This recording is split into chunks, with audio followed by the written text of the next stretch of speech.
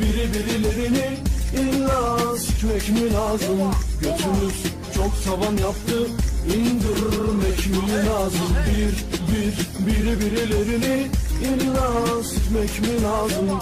Götünüz çok tavan yaptı, indirmek mi lazım?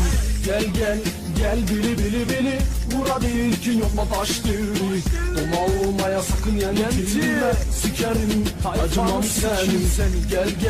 Gel bili Bura değil ki yok mu taş devri?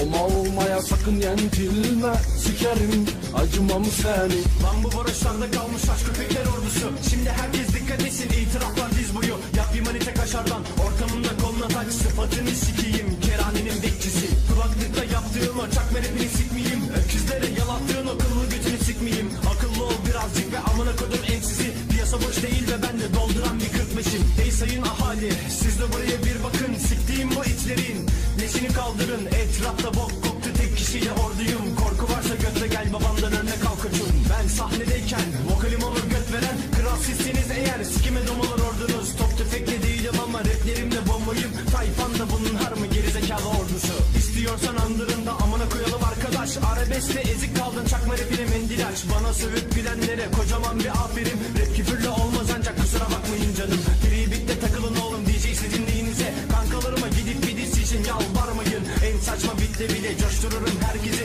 Takke düştü kel göründü, yenti götüne sik göründü. Hop hop hop hop hop hop, eller havaya, koko koko kop kop. Parti başlıyor yenti yavşa, gel hadi ortaya bir misket oynayalım mı? Herkes duysun arkadaşlar, bu gavatın kendisi. Lan bu tipini siktiğim Angut'un ta kendisi. Havazalıktan nasıl tutmuş ellerini götüne sok. Yarak görmeyen bir adama söyleyecek lafım yok. Evet arkadaşlar, bu kadar eğlence yeter.